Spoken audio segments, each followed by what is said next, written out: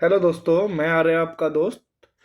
कल मैंने एक टॉपिक आप लोगों को पढ़ाना स्टार्ट किया था, वो था छठी शताब्दी ईसा पूर्व का भारत। ठीक है, हमने एनसीईआरटी से बेसिक अंडरस्टैंडिंग कर ली थी। किस तरीके से जनपद क्रिएट हुए, फिर कैसे महाजनपद क्रिएट हुए, कौन कौन से 16 महाजनपद महत्वपूर्ण थे। ठीक है, उसके बाद मगध किस तरीके से एक महत्वपूर्ण महाजनपद के रूप में उभरा। उस टाइम पर क्या कृषि के क्या कार्य कैसे उन्नत अवस्था में पहुंचे। कैसे मौर्य साम्राज्य, एक मगध जो था जिसमें मौर्य साम्राज्य महत्वपूर्ण एक वंश था, जिस कैसे अपने सर्वोत्तम विकास उसने किया, कैसे उसने अपनी बड़ी विशाल सेना बनाई। ठीक है, उसके अलावा हमने देखा वहाँ पे हमने जो चीज़ें पढ़ी थी, किस तरीके से वो मिट्टी के धूसर चित्रित मृदभाड़ों का यूज कर रहे थे। किस तरीके से ये जो राजवंश था, पहले जो सरदार सरदार के बाद जो काबिल व्यक्ति होता था वो सरदार बनता था, वो वंशानुगत हो गया, राजा का पुत्र ही राजा बनेगा। कुछ गणराज्यों की हमने चर्चा की थी। ठीक है, और जो धार्मिक चीज़ें थी, उसके बाद बलि प्रथा और ये चीज़ें, जो पशु बल, अनाज और ये चीज़ों का यज्ञ में ज़्यादा यूज हो रहा था, उसके कारण कुछ धर्म अ, उत्पन्न होंगे आने वाले समय में, जैसे बौद्ध धर्म, जैन धर्म की बात करेंगे हम अगले टॉपिक्स में। उनके रीजन थे ये कि ये जातिवाद कठोर हो गई थी, वर्ण व्यवस्था कठोर हो गई थी, शूद्रों महिलाओं की दशा बहुत दयनीय हो गई थी। तो ये सब चीज़ों को देखते हुए हमने वो बेसिक अंडरस्टैंडिंग कर ली थी। आज हम एक कालक्रम मतलब एक क्रोनोलॉजिकल वे में पूरी चीज़ों को समझेंगे कि वैदिक सभ्यता अभी खत्म हुई, उसके बाद जो कबीलाई सिस्टम था अब वो जनपद में आया, जनपद से महाजनपद क्रिएट हुए। और महाजनपदों में जो विशाल 16 महाजनपदों की बात करेंगे, वो हम पूरी एक कालक्रम के रूप में यहाँ पे देखेंगे। कौन उसका संस्थापक था, किस तरीके से उसका क्रिएशन हुआ, ठीक है, उनके प्रमुख राजा कौन से थे, और इस टाइम पर सोशियो कंडीशन क्या थी, सोशियो इकोनॉमिक कंडीशन क्या थी, पॉलिटिकल कंडीशन क्या थी, एग्रीकल्चर कैसे हो रहा था, रिलीजियस एक्टिविटीज़ कैसे थी, है ना। ये सब चीज़ें हम देखेंगे इस पीरियड में एडवांस लेवल पे। तो इसके लिए फिर से हम एक बार दृष्टि की, क्योंकि हमें हिंदी मीडियम में ये रिसोर्सेज काफ़ी ऑथेंटिक है और काफ़ी अच्छा है। ठीक है, ज़्यादातर क्वेश्चंस आपको यहाँ से इस टॉपिक के कवर हो जाते हैं। तो दृष्टि क्विक आईएएस की ये बुक, इसके द्वारा मैं एडवांस लेवल को आप लोगों को हम वन बाई वन करके चीज़ें बता देंगे। तो ये लेक्चर आई थिंक 1 घंटे का रहेगा। तो यहाँ से कोई क्वेश्चन अगर आता है इन फ्यूचर, स्टेट पीसीएस में या यूपीएससी कोई क्वेश्चन पूछ लेता है, तो आप आसानी से उसका जवाब दे पाएंगे। वही हमारा मिशन है कि हम आसानी से इस एग्ज़ाम को क्वालिफाई करें और जो हर्डल अभी तक बने हुए थे उनको क्रॉस करें और अपनी सफलता को निश्चित करें। Thank you. तो हम स्टार्ट करते हैं टॉपिक। Okay, let's begin. तो देखिए, छठी शताब्दी ईसा पूर्व में जो मैंने आपको कल ही बताया था कि महाजनपदों का उदय हुआ था। ठीक है, महाजनपदों का उदय हुआ।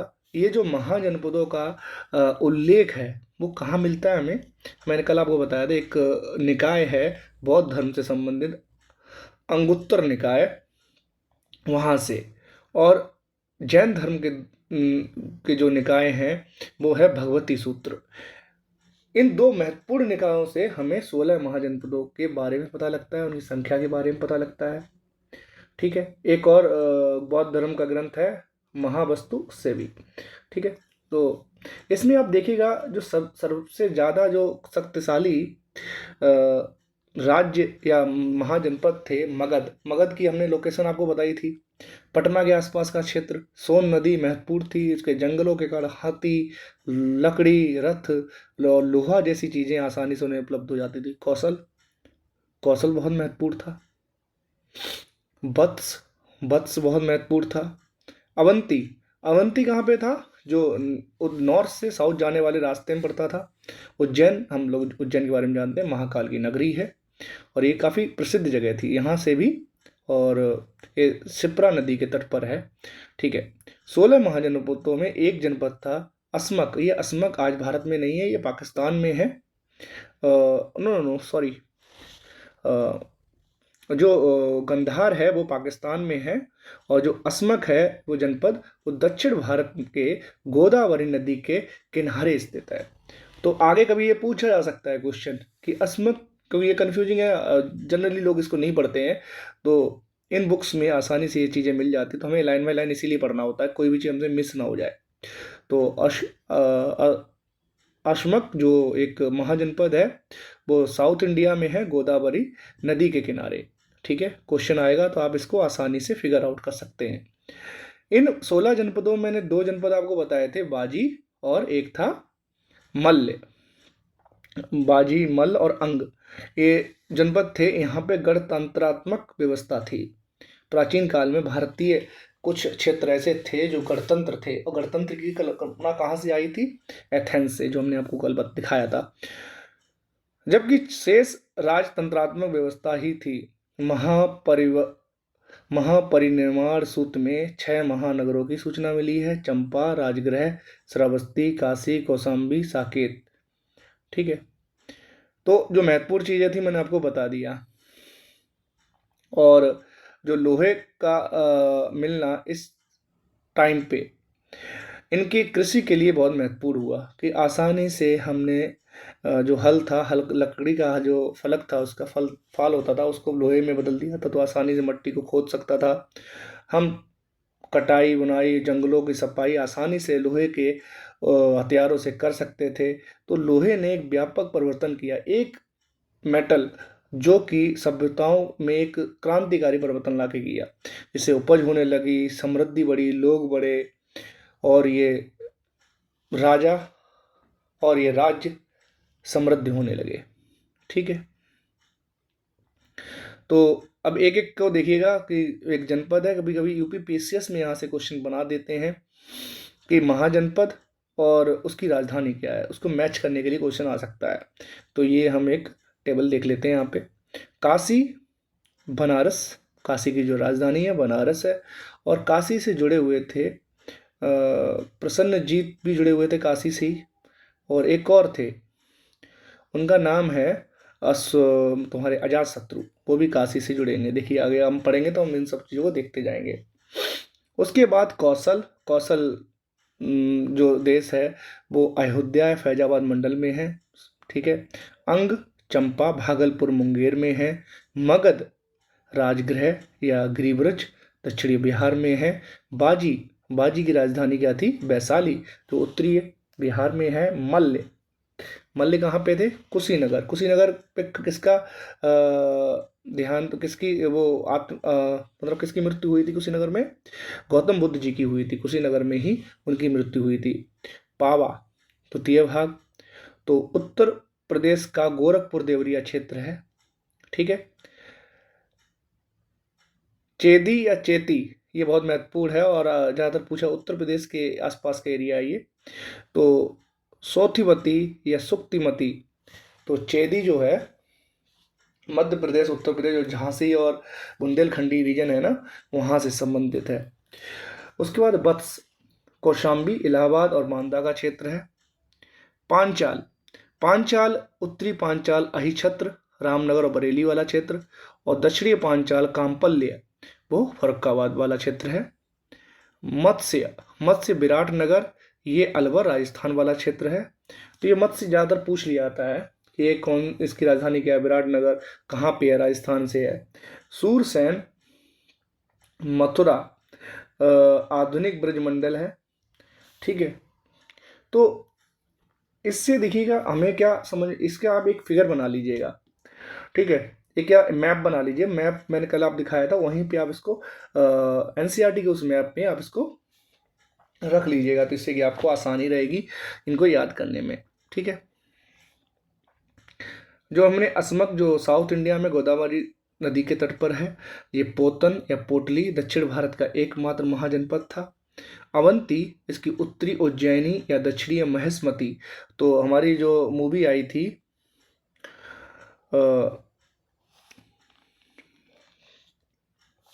उसमें महेशमती राज्य का ही वर्णन होता है। ठीक है,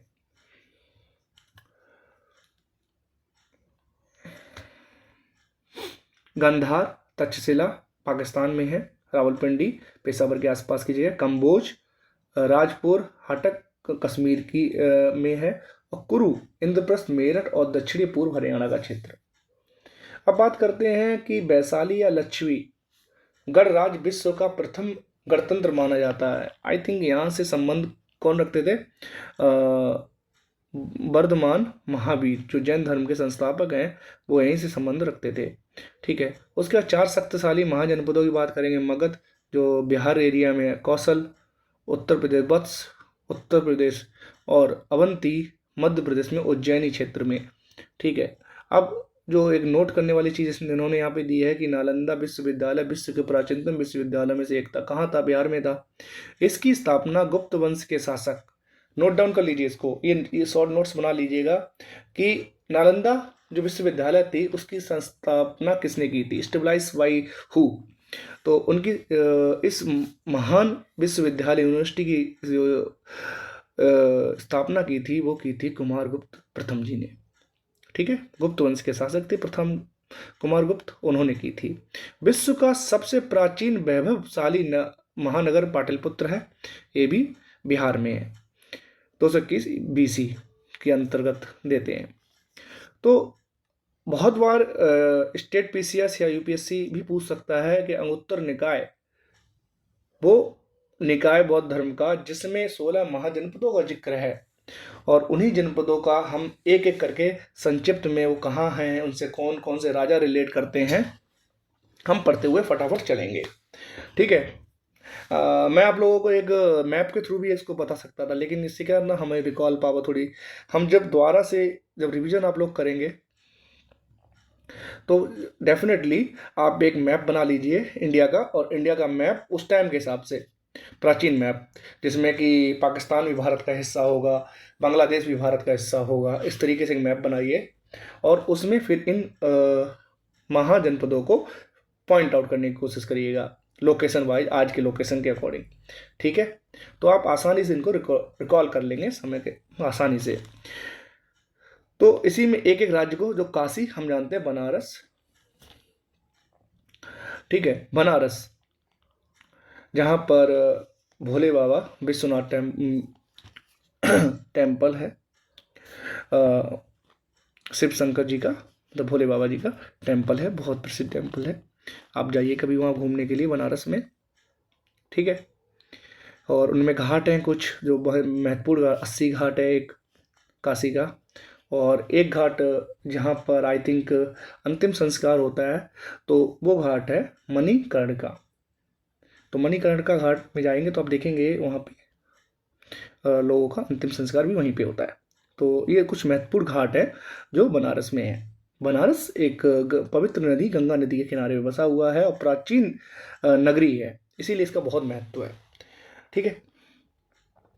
तो देखिए, हम काशी के बारे में बात कर रहे थे। काशी महाजनपद की राजधानी वाराणसी थी। सोन नंद जातक से ज्ञात होता है। किस जातक से? जातक मीन्स पुरानी जो कथाएं हैं, कहानियां हैं, उनसे संबंध है। सोन नंद जातक से ज्ञात होता है। मगध, कौशल और अंग के ऊपर काशी का अधिकार था। कौन कौन से राज्य? मगध पर, कौशल पर और अंग राज्य के ऊपर। अंग और मगध और जो कौशल वाला एरिया है, कौशल कौन सा एरिया है? श्रावस्ती और अयोध्या वाला एरिया। मगध जो बिहार के एरिया को कवर करती है, और अंग उसके और आगे जाएंगे, उस एरिया पर काशी का अधिकार था। काशी का सबसे जो शक्तिशाली राजा होता है, और जो राजा होते हैं उनका नाम होता है ब्रह्मदत्त, जिसने कौशल के ऊपर भी विजय प्राप्त की थी। कौशल क्या था? अयोध्या या श्रावस्ती वाला एरिया। फिर सेकंड जो महाजनपद आता है वो है कौशल। कौशल की राजधानी क्या है? श्रावस्ती। ठीक है। श्रावस्ती राजधानी है।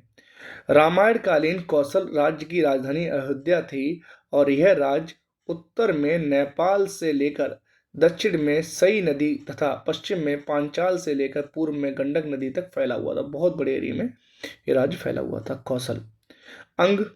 अंग राज्य की राजधानी चंपा थी। बुद्ध के समय तक चंपा की गणना भारत के 6 महानगरों में की जाती थी। महापरिनिर्वाण सूत्र में चंपा के अतिरिक्त अन्य 5 महानगरों का जिक्र किया गया है। तो राजगृह, श्रावस्ती, साकेत, कौशाम्बी, बनारस दिए गए हैं। प्राचीन काल में चंपा नगरी वैभव और व्यापार वाणिज्य के लिए प्रसिद्ध थी। आप लोगों को इतना डिटेल में नहीं जाना है, आप बस इतना समझिएगा, जो अंग राज्य था उसकी राजधानी चंपा थी, और ये सिचुएटेड कहाँ पे होगा, बिहार झारखंड वाले एरिया जो आज के टाइम पर है वहाँ पर था। ठीक है। मगध, मगध सब सर्वाधिक संपन्न और वैभवशाली राज्य था। इसकी राजधानी राजगृह या गिरिब्रज थी। क्या थी? गिरिब्रज। कालांतर में मगध की राजधानी पाटलिपुत्र स्थानांतरित की गई। और किसने की थी ये पाटलिपुत्र स्थानांतरित? अशोक ने। ठीक है। और उत्तर भारत का सर्वाधिक शक्तिशाली महाजनपद था। क्यों था? क्योंकि यह सोन नदी के किनारे बसा हुआ था। यहाँ उन जंगलों से और सोन नदी का उपजाऊ भूमि थी, तो आसान कृषि आसानी से होती थी और ज़्यादा कृषि होती थी। साथ ही साथ लौह अयस्क से भरा हुआ क्षेत्र था, तो लौह आसानी से इस क्षेत्र में प्राप्त होता था। उससे उन्होंने हथियार बनाए, उससे उन्होंने जो हल होता है उसका फलक भी लोहे का बनाया, जिससे आसानी से मिट्टी को खोद पाए, जंगलों को काट पाए, और अपनी सेना को भी इन्होंने बहुत मजबूत किया। इससे जंगलों से मिलने वाले हाथी, जंगलों से मिलने वाली लकड़ी से इन्होंने रथ बनाए, और ये क्षेत्र इसलिए काफ़ी समृद्धि पाया ड्यू टू दैट रीजन। ठीक है। अब हम आगे बढ़ जाते हैं। बाजी, वज्जी का जो जिक्र हम करते हैं, वज्जी का जिक्र है, ये गणतंत्रात्मक एक महाजनपद था और 8 राज्यों का एक संघ था। बाजी के अतिरिक्त वैशाली में लक्ष्मी, मिथिला के विधेय और कुंडग्राम के ज्ञात्रक विशेष रूप से प्रसिद्ध थे। बुद्ध के समय एक शक्तिशाली संघ था। बाजी क्या था? 8 राज्यों का एक समूह था। ठीक है। मल्ल, मल्ल उससे थोड़ा और ऊपर का क्षेत्र है। वज्जी संघ के समान ही मल्ल भी एक संघ था, जिसमें पावा और कुशीनारा के मल्लों की शाखाएं थीं। कुश जातक से ओकाक को वहां का राजा बताया गया। कहा? ओकाक को कहाँ का राजा बताया गया? मल्ल का। ये दोनों क्षेत्र आप देखेंगे तो ये भी बाजी थोड़ा ऊपर है, मल्ल और बाजी, बाजी के ऊपर थोड़ा सा मल्ल है। ठीक है। तो ये भी थोड़ा सा टच टू नेपाल को ही करेंगे, बिहार यार के एरिया में है। चेदी या चेती, ये बुंदेलखंडी एरिया है। इसे सोतथीवती, सोतथीवती या सुक्तिमती इसकी राजधानी थी। महाभारत काल में यहाँ का प्रसिद्ध शासक कौन था? शिशुपाल। अब शिशुपाल के बारे में महाभारत काल में आप देखिएगा, शिशुपाल कौन थे? बुआ के लड़के थे कृष्ण भगवान के। ठीक है। तो कृष्ण भगवान की बुआ के लड़के थे, तो कृष्ण भगवान ने अपनी बुआ से वादा किया था कि मैं शिशुपाल के 99 जो भी वो मेरे प्रति अशब्द यूज करेगा, मेरे सब घृणा शब्द यूज करेगा, मुझे गाली गलौज करेगा, मेरा अपमान करेगा, मैं उसे बर्दाश्त कर लूंगा, लेकिन जैसे ही 100 से ऊपर हो जाएगा मैं उसको फिर नहीं छोड़ूंगा। तो आपने वो देखी होगी महाभारत की वो एपिसोड्स आते थे दूरदर्शन और टीवी पे, तो उसमें दिखाया गया, इस तरीके से पूरी कहानी बताई गई है कि उन्होंने 99 बार उनका अपमान किया। 100 बार जब अपमान करते हैं तो भगवान श्री कृष्ण अपने सुदर्शन से उनका गला काट देते हैं। उन्हीं शिशुपाल का ये चेदी जो सौथितिवती या सुक्तिमती इनकी राजधानी थी। ठीक है। चैत्य जातक, अब थोड़ा ये इंपॉर्टेंट है तो इसको थोड़ा ध्यान दे दीजिए। यहाँ पे चैत्य जातक, यहाँ के राजा का नाम उपचर मिलता है। ठीक है। वत्स, इसकी राजधानी कौशाम्बी थी और ये इलाहाबाद का एरिया है। बुद्ध काल में यहाँ पे पौरव वंश का शासक था। इसका वत्स का जो शासक है वो है उदयन। कौन है? उदयन। पुराणों के अनुसार उदयन के पिता परंतप परंतप ने अंग की राजधानी चंपा को जीता था। अब ये क्वेश्चन पीसीएस पूछ सकता है, इस तरीके क्वेश्चन कि उदयन के राजा थे, के पिता थे परंतक, उन्होंने अंग के एक बार जीता था, इस तरह। कुरु, इसकी राजधानी इंद्रप्रस्थ थी। बुद्ध के समय यहाँ का राजा कौरव्य था। पांचाल, पांचाल प्रारंभ में इसके 2 भाग थे। पांचाल इसकी राजधानी अहिछत्र और दक्षिणी पांचाल की राजधानी काम्पल्य थी। मत्स्य या मच्छ, ये राजधानी विराटनगर राजस्थान का एरिया था, और ये एरिया राजस्थान का कौन सा? भरतपुर वाला एरिया। सूरसेन, ये मथुरा, इसकी राजधानी मथुरा थी। जो यूनानी लेखक इस राज्य को सुरसेनोई या राजधानी को मैथोरा कहते थे। बुद्ध काल में यहाँ का राजा अवंती पुत्र था, जो बुद्ध के प्रमुख शिष्यों में से एक था। अश्मक, यह दक्षिण भारत का एकमात्र महाजनपद था जिसकी राजधानी पोतन या पोटली थी। पुराणों से पता लगता है जो अस्मक के राजा थे वो कैसे थे, इक्ष्वाकु शासक थे एक तरीके से, ठीक है। अवंती मैंने आपको बता दिया, अवंती वो जगह है ये मध्य प्रदेश में है। उज्जैन आप लोग गए होंगे तो उज्जैनी वहाँ की उसकी राजधानी थी, ठीक है, उत्तरी। और दक्षिणी अवंती की राजधानी महिष्मती थी, ठीक है।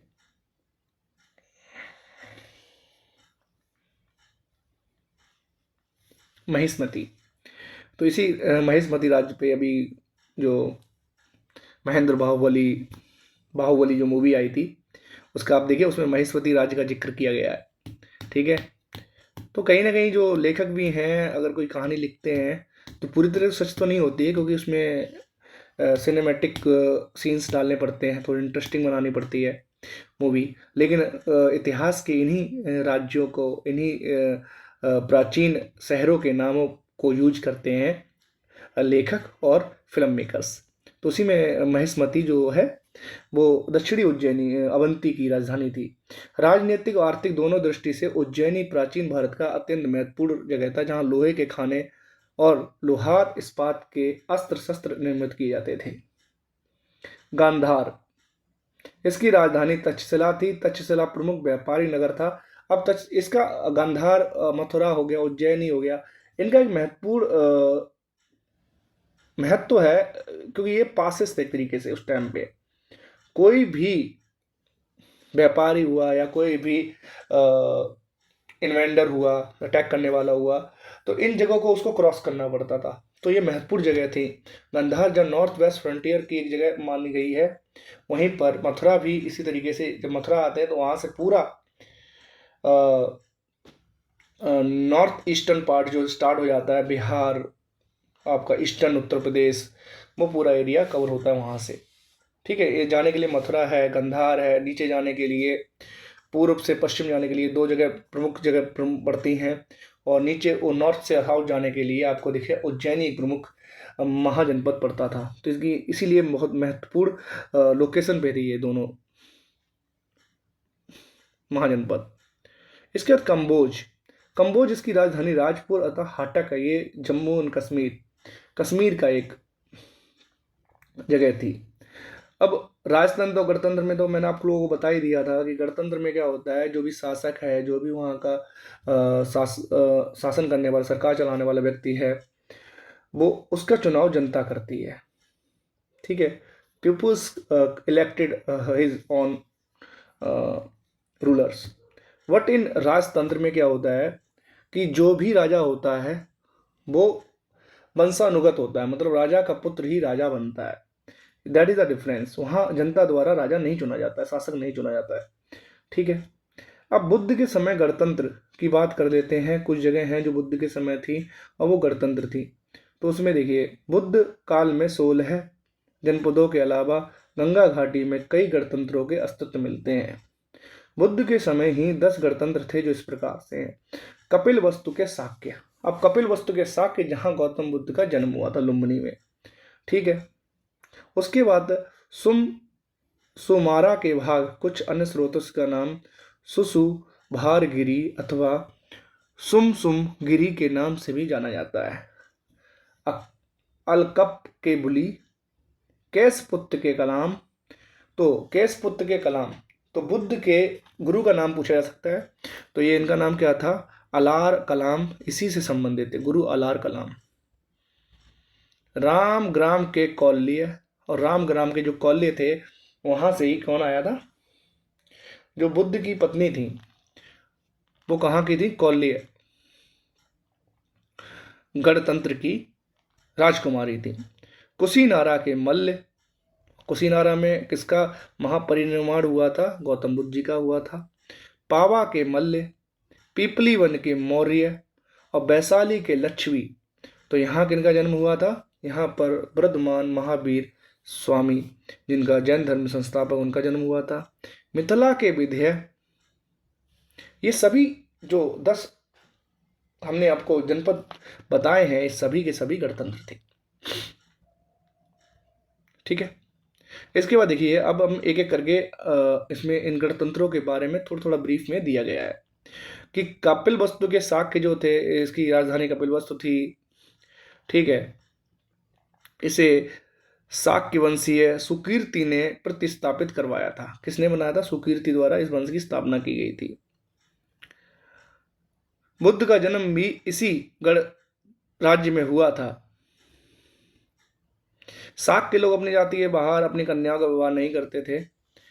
इतना हमें नहीं देखना है, हमें इतना समझ लेना है कि ये एक कपिल वस्तु के शाक के जो एक गणराज्य था वो क्यों प्रमुख था। ठीक है, उससे कौन संबंधित थे? बुद्ध संबंधित थे। सुमारा के भाग, इसकी स्थिति का वर्तमान चुनार मिर्जापुर जिले से किया गया ऐसी मानता है। ऐसे भाग्य ऐतर्य ब्राह्मण में उल्लेखित भर्ग वंश से संबंधित है। उसके बाद देखिए, अलकप के बुली, इसकी राजधानी बैत्तीय थी। बुली लोग बुद्ध धर्म के अनुयायी थे। आधुनिक स्थानों की दृष्टि से यह राज्य बिहार प्रांत के शाहाबाद, आरा, मुजफ्फरपुर जिले के बीच स्थित था। केस पुत्र के कलाम, वैदिक साहित्य से पता चलता है कलामों का संबंध पांचाल जनपद के केसियों के साथ था। आचार आलार कलाम इसी राज्य से संबंधित थे। महात्मा बुद्ध ने गृह त्याग के बाद आचार आलार कलाम के से सांख्य दर्शन की शिक्षा ली थी। रामग्राम के कौल्य, कौल्यों की राजधानी रामग्राम की पहचान वर्तमान गोरखपुर जिले से की जाती है। कुशीनारा के मल्ल, वाल्मीकि रामायण में मल्लों के को लक्ष्मण के पुत्र चंद्रकेतु मल्ल का वंशज कहा गया है।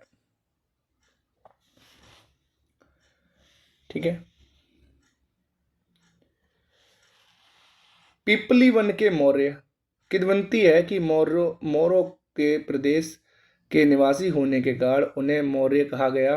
मौर्य शब्द से ही मौर्य शब्द बना है। चंद्रगुप्त मौर्य इसी वंश से उत्पन्न हुए थे, पिपली वन के मौर्य से। अब वैशाली के लक्ष्मी, ये बुद्ध काल का सबसे बड़ा और शक्तिशाली राज्य था। लक्ष्मी वज्र संघ में सर्व प्रमुख था। इसकी राजधानी वैशाली मुजफ्फरपुर जिले के बसाड़ नामक गांव में स्थित थी।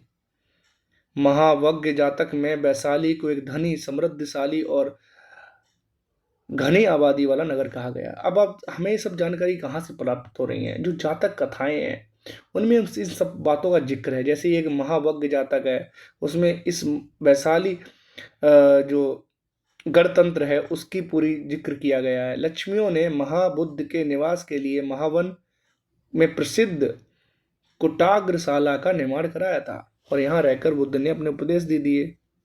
तो लक्ष्मी के राजा चेटक और चेटक की पुत्री चेलना का विवाह मगध नरेश बिंबिसार के साथ हुआ था और यही बिंबिसार किसके? हर्यक वंश का संस्थापक था।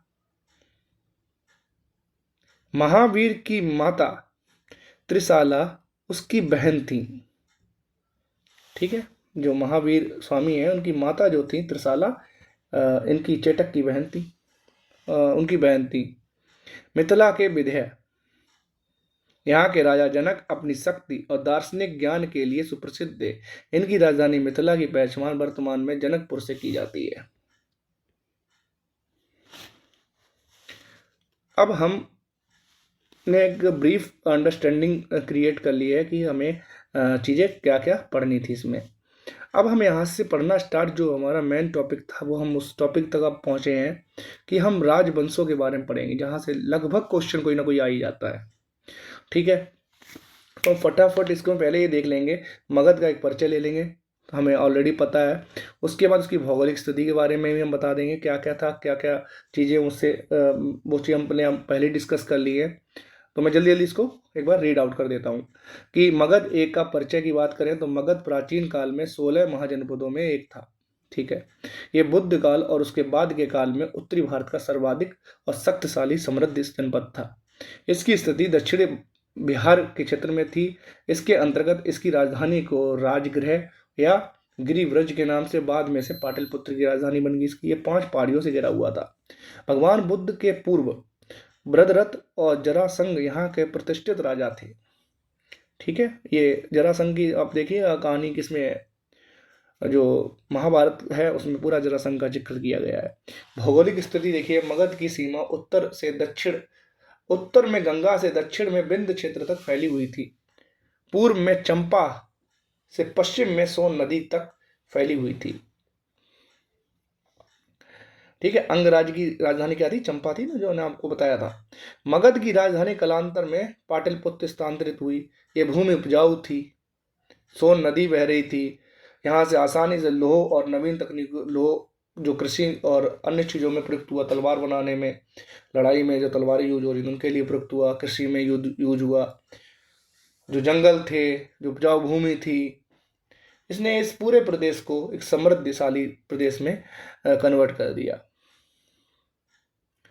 अब हम एक एक वंश को, मगध राज्य के प्रमुख वंशों के ही बारे में पूरा पढ़ते हुए चलेंगे। तो देखिए, हर एक वंश, इसकी स्थापना लगभग 544 BC ईसा पूर्व से 412 ईसा पूर्व। तो मैं डेट ऐसे ही, डेट आपको याद रखने की कोई जरूरत नहीं है, एक मोटा मोटा आइडिया लगा लीजिएगा कि जो 600 और 500 के बीच में ये राजवंश होता है, प्रकाश में आता है। इसकी स्थापना बिंबिसार, मैंने कहा ना बिंबिसार चेटक की वे जो वहाँ के राजा थे, कहाँ के राजा थे? लक्ष्मी, वहाँ के राजा, वैशाली के राजा, और उनकी चेटक की वजह चलना, इनका विवाह हुआ बिंबिसार से। उन्हीं ने हर्यक वंश की स्थापना की थी। उनकी राजधानी थी राजगृह और गिरिव्रज पाटलिपुत्र। इसमें देखो क्या पूछ लेंगे, कालक्रम से पूछ लेंगे, 1 2 3 4 करके। क्वेश्चन ऐसे थोड़ा सा डिफिकल्ट बना के दे सकते हैं आपको, ठीक है। क्रोनोलॉजी पूछ सकते हैं, तो आपको उसी तरीके से देखना है, पहले कौन आया बाद में कौन आया, इस तरीके से। इसका एक अन्य नाम भी बताते हैं, क्या था? श्रेणिक था, जैन साहित्य के अनुसार। बिंबिसार ने अपने राज्य की नींव जो मजबूत की थी, वो जो मैरिज करके राज्यों से वैवाहिक संबंध स्थापित करके की थी। उनकी पहली पत्नी महाकौशला देवी थी, जो कौशल राज्य की पुत्री, और प्रसन्नजीत, तो कौशल के, हमने बताया प्रसन्नजीत वहां से संबंधित थे, कौशल से, की बहन थी। इसके साथ दहेज में उसे काशी में प्रांत मिल गया था।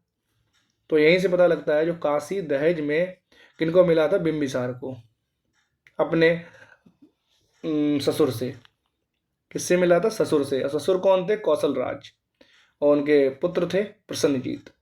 दूसरी पत्नी थी वैशाली लक्ष्मी चेलना, जिससे उत्पन्न होते हैं अजातशत्रु। और तीसरी पत्नी थी क्षेमा, पंजाब के एक मद्र कुल की राजकुमारी थी। ठीक है।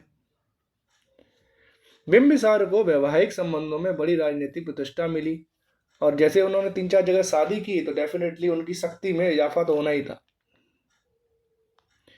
बिंबिसार ने अंग राज्य को जीत उसे मगध में मिलाया, और उसे अपने पुत्र अजातशत्रु का वहां का अंग, जो चंपा उसकी राजधानी, वहां का शासक बना दिया। बिंबिसार ने अवंती के राजा चंड प्रघोत से मित्रता की, और उनके राज वैद्य जीवक को उनके इलाज के लिए भेजा। अब देखो, यहीं से क्वेश्चन बना लेंगे, हमें पढ़ते समय ऐसे ही क्वेश्चन बनाने हैं कि जो राज वैद्य जीवक थे, क्योंकि मेडिकल साइंस उस टाइम थी, और उस टाइम राज वैद्य एक प्रसिद्ध राज वैद्य जीवक थे। अब अवंती के राजा बिंबिसार, अवंती के राजा चंड प्रघोत को जब इलाज की जरूरत पड़ती है,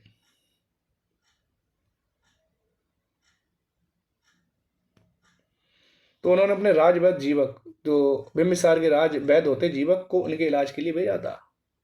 ठीक है। अब बिंबिसार की हत्या उनके ही पुत्र जो चेलना से पैदा थे, लक्ष्मी राजकुमारी चेलना से पैदा थे, अजातशत्रु ने कर दी, और 1492 में खुद गद्दी पर बैठ गया। और इसीलिए अजातशत्रु को एक नाम दिया जाता है पितृहंता, पिता की को मारने वाला। अजातशत्रु ने क्या किया, जो प्रसन्नजीत उनके मामा ही लगते थे, क्योंकि महाकौशला जो थी उनकी माँ थी, पहली पत्नी थी, और अजातशत्रु की माँ लगती थी, और उनके भाई थे प्रसन्नजीत, तो उनने पहले उनसे युद्ध किया। प्रसन्नजीत की पराजय हुई, और बाद में दोनों में समझौता हुआ। फिर प्रसन्नजीत ने अपनी पुत्री वजीरा का विवाह किससे कर दिया? अजातशत्रु से। और अजातशत्रु का उपनाम कुड़िक, कुड़िक याद रखिएगा, ये था। तो अजातशत्रु शुरुआत में जैन मतानुयायी था। अजातशत्रु का लक्ष्मियों से भी अपनी माँ के जो नान्याल पक्ष था उससे युद्ध हो गया। अपने कूटनीतिक मित्र भास्कर की सहायता से उन्होंने लक्ष्मी पर विजय प्राप्त की। इस युद्ध में अजातशत्रु ने रथमूसल और महाशिलाकंटक नामक हथियारों का प्रयोग किया था। अब देखो टेक्नोलॉजिकल शब्द हैं ये दोनों। तो महाशिलाकंटक और रथमूसल ये किसने यूज किए थे? अजातशत्रु ने। अब आपको कैसे याद रहेगा? तो आप देखिएगा बाहुबली में जो बाहुबली का भाई होता है वो कितना खतरनाक सी एक गाड़ी रथ लेके चलता है, इसके आगे चक्का सा लगा रहता है, जो चक्रधारी ऐसा कुछ नाम दे सकते हैं। इट सेल्फ उसके हाथ में एक ऐसा गदा होता है जो दूर तक चला जाता है। तो इसी प्रकार अजातशत्रु ने भी दो हथियार बनाए, रथमूसल और महाशिलाकंटक। ये दोनों हथियारों का प्रयोग उन्होंने लक्ष्मियों पर जब आक्रमण किया था तब किया था। बाद में काशी और वैशाली दोनों मगध के अंग भी बन गए। और इसी समय क्या होता है, तो अब अजातशत्रु के समय ही राजगृह में सप्तपर्णी गुफा में प्रथम बौद्ध संगति होती है। अजातशत्रु ने 32 वर्ष तक मगध पे शासन किया, ठीक है। और अजातशत्रु के जाने के बाद उसका पुत्र उदयन ने उसे मारा और खुद सत्ता पे बैठ गया, ठीक है।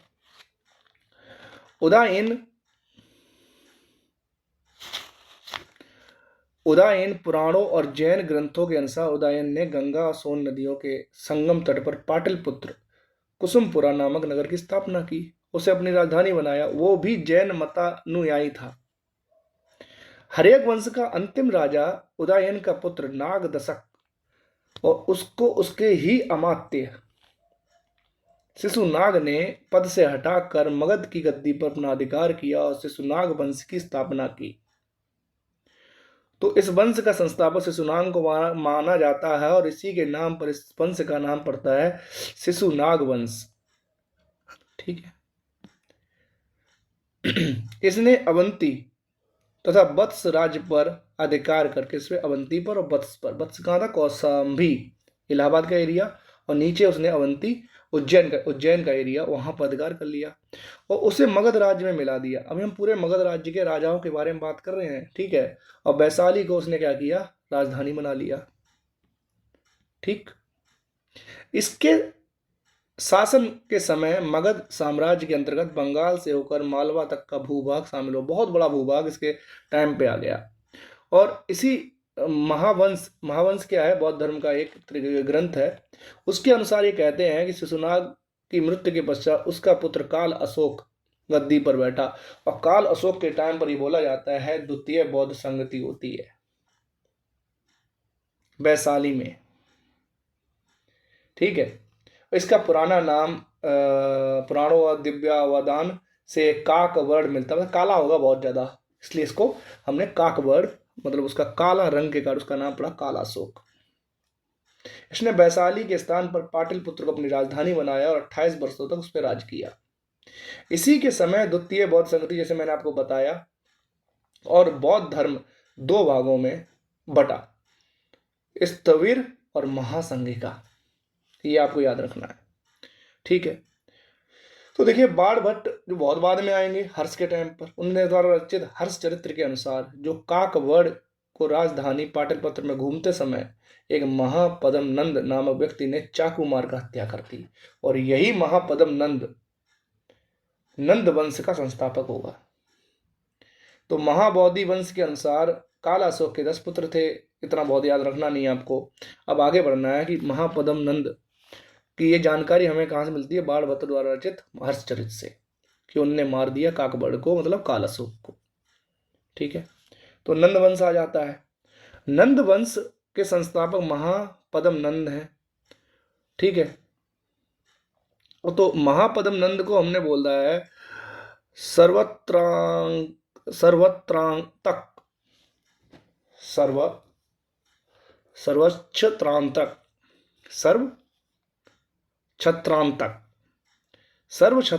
का मतलब है क्षत्रियों का नाश करने वाला। और यही क्षत्रियों का नाश करने वाला हमें इतिहास में एक महापुरुष दिखाई देते हैं, परशुराम। परशुराम ने पता नहीं कितनी बार इस धरती को क्षत्रिय विहीन किया था। ठीक है, तो देखिए इतिहास में हमें कुछ चीज़ें जो पुराणों से, और इसीलिए हम इन चीज़ों की स्टडी हम लोग करते हैं एंशिएंट हिस्ट्री के, हमें अपने इतिहास के बारे में पता लगे। ठीक है, या भार्गव दूसरे परशुराम का अवतार कहा जाता है। इसने अपने विशाल साम्राज्य की स्थापना और खुद को एक राट और एक छत्र की उपाधि भी दी थी। इस महापद्म नंद के 8 पुत्र थे, उनमें से एक पुत्र था जिनका नाम था घनानंद, और ये घनानंद इस नंद वंश का अंतिम शासक। तो घना, अब क्वेश्चन देखो ये पूछा जाता है कि जब सिकंदर भारत में आक्रमण करने आता है तो भारत उस टाइम शासन कौन कर रहा था। ज्यादातर बच्चे क्या करते हैं यहाँ पे गलती, क्योंकि उन्होंने डिटेल में पढ़ा नहीं होता है, तो उनको लगता है कि चंद्रगुप्त मौर्य उस टाइम भारत में शासन कर रहे होंगे। 326 ईसा पूर्व में आया था सिकंदर महान, तो उस टाइम भारत में जो शासन कर रहा था, मगध की गद्दी पे बैठा था, वो था घनानंद। बस यही चीज आपको याद रखनी है। यह सिकंदर का समकालीन था, और इसके समय में ही 326 ईसा पूर्व में सिकंदर ने पश्चिमोत्तर भारत पर आक्रमण किया था। ग्रीक यूनानी लेखकों ने इसे अग्रमिज कहा है। घनानंद ने जनता पर बहुत कर आरोपित किए, बहुत जनता को परेशान किया। घनानंद के दरबार में एक बंदा था जिसका नाम चाणक्य, तक्षशिला का आचार्य, और घनानंद ने उसका अपमान किया। उस ब्राह्मण का जब अपमान करता चाणक्य, और चाणक्य अपनी गांठ मानते हैं चोटी में, कहते हैं तुझे मैं बर्बाद कर दूंगा। ठीक है, तूने एक ब्राह्मण का अपमान किया है, मैं तेरे को बर्बाद करके रखूंगा। और इस बर्बाद करने के लिए चाणक्य क्या करते हैं, चंद्रगुप्त मौर्य को तैयार करते हैं। ठीक है, चाणक्य की तो हमने पूरी कहानी ही पढ़ी हुई है। ठीक, कौटिल्य अर्थशास्त्र, राजनीतिक अर्थशास्त्र के रचयिता, तो वो घनानंद की हत्या कर देते हैं 322 ईसा पूर्व में, और मौर्य वंश की नींव डाल देते हैं। ठीक है, मौर्यों के शासन में मगध साम्राज्य चरम स्थिति में पहुंच जाता है। और अब हम मौर्यों को जब आगे एक टॉपिक पढ़ेंगे, पूरा मौर्यों का पढ़ेंगे, उसमें हम पढ़ेंगे कैसे चंद्रगुप्त मौर्य, फिर उसके बाद उनके बिंदुसार, फिर अशोक, ऐसे करके पूरा उनका शासन है। तो मगध के उत्कर्ष के लिए उत्तरदायी कारक देखिएगा, सुविधाजनक भौगोलिक स्थिति और निम्न गंगा के मैदान पर नियंत्रण संभव हो सका। तांबे और लोहे की खानें पास में थी, जलोढ़ मिट्टी का जमाव था। मगध की दोनों राजधानी राजगृह पाटलिपुत्र सामरिक दृष्टि से महत्वपूर्ण थी, और राजगृह तो पहाड़ियों से घिरी हुई थी जो शत्रुओं से पूरी तरह उन्हें सुरक्षा प्रदान करती थी, और पाटलिपुत्र गंगा, सोन, गंडक नदियों के संगम पर स्थित था। इतना उपजाऊ जगह, ट्रांसपोर्टेशन आसान, जल दुर्ग से उनकी सुरक्षा। दक्षिण बिहार में गया के घने जंगल की इमारती लकड़ी, और सेना के लिए हाथी, जो सोन नदी का जगह है वहां पे जंगल थे, और जंगल से इन्हें ये चीजें प्राप्त होती थी। और युद्धों में हाथियों ने बड़े पैमाने पर यह यूज किया था। जो हमारे लिए महत्वपूर्ण है वो है, ये आपको याद रखिए, हर्यक वंश में देखिए बिंदुसार, अजातशत्रु, उदयन उनके उत्तराधिकारी 544 412। शिशुनाग वंश 412 से 344 ईसा पूर्व। शिशुनाग काकवड़ आलाशोक और काकवड़ के 10 पुत्र। नंदवंश महापद्म नंद और उनके 8 पुत्र, उनमें घनानंद आखिरी। ठीक है, अब कुछ क्वेश्चंस हैं उनको हम देख लेते हैं कि हमने जो पढ़ा है कि हम उनको सॉल्व कर पा रहे हैं कि नहीं कर पा रहे। पहला क्वेश्चन देखिएगा, बहुत अच्छा क्वेश्चन है। निम्नलिखित में से कौन सा एक ईसा पूर्व 6ठी शताब्दी के आरंभ में भारत का सर्वाधिक शक्तिशाली राज्य था? मगध। बहुत आंसर सिंपल। मगध की प्रारंभिक राजधानी क्या थी, राजगृह या गिरिव्रज? अजातशत्रु के वंश का नाम क्या था, हर्यक वंश। बीपीएसपी के लिए, मगध के किस प्रारंभिक शासक ने राज्यारोहण में अपने पिता की हत्या का स्वयं उसी ककाड़ मारा भी गया, अजातशत्रु। गौतम बुद्ध के समय बहुत प्रसिद्ध वैद्य जीवक किसके दरबार में रहते थे, यही क्वेश्चन है बिंबिसार। उन्होंने भेजा था चंड प्रगोत, जो अवंती के राजा थे, उनकी सहायता करने के लिए। सूची 1 सूची 2, कुरु, पांचाल। देखो कुरु का किससे संबंध है, देखिए पांचाल, कौशल, कौशल कौशाम्बी, वत्स, वत्स हो गया तुम्हारा कौशाम्बी, कौशल श्रावस्ती। ठीक है, तो डी का एक कहीं है, ये दिया हुआ है, सी और डी में से आंसर होना चाहिए। और कौशल का कौशाम्बी हो गया, सी का 2, सी आंसर होगा इसका, 7 में का देखते हैं, बी दिया, अच्छा उल्टा कर दिया मैंने, सॉरी। फिर से देख लेते हैं, हमने क्या किया है, कौशल जो है उसका श्रावस्ती, सी का 1 होगा, किसमें दिया है, बी में, तो सीधा आंसर बी हो जाएगा। यहां देखिए कुरु, इंद्रप्रस्थ और पांचाल, अहिछत्र। 4 3 2 1, बहुत सिंपल। उज्जैन का प्राचीन नाम क्या था? अवंतिका। खत्म। विश्व का विश्व का पहला गणतंत्र वैशाली किसके द्वार में था? वैशाली, लिच्छवी। बराबर पहाड़ियों की गुफाओं के विषय में कौन सा एक कथन सही नहीं है? बराबर पहाड़ियों पे कुल 4 गुफाएं हैं, नहीं। बराबर पहाड़ियों के विषय में कौन सा एक कथन सही नहीं है? बराबर पहाड़ी जो बिहार में है उसमें 4 गुफाएं, सही है। 3 गुफाओं के द्वार पर अशोक के अभिलेख उत्कीर्ण है, सही है। ये अभिलेख इन गुफाओं को अजीबकों को समर्पित होने का उल्लेख करते हैं, सही है। ये अभिलेख ईसा पूर्व 6ठी शताब्दी के हैं। ये स्टेटमेंट सही नहीं है। ठीक है, यूपीपीसी से 2017 में पूछा गया है। 6ठी शताब्दी ईसा पूर्व का मत्स्य महाजनपद था राजस्थान में, विराटनगर, जो आपको मैंने बताया था 10वें का भी। तो इस प्रकार ये पूरा सेक्शन हमारा खत्म हुआ है। अब हम आगे का जो टॉपिक पढ़ाएंगे वो 2 धर्मों से रिलेटेड होगा, बौद्ध धर्म, जैन धर्म, जो कि बहुत जरूरी है यूपीएससी के लिए। ठीक है, थैंक यू सो मच।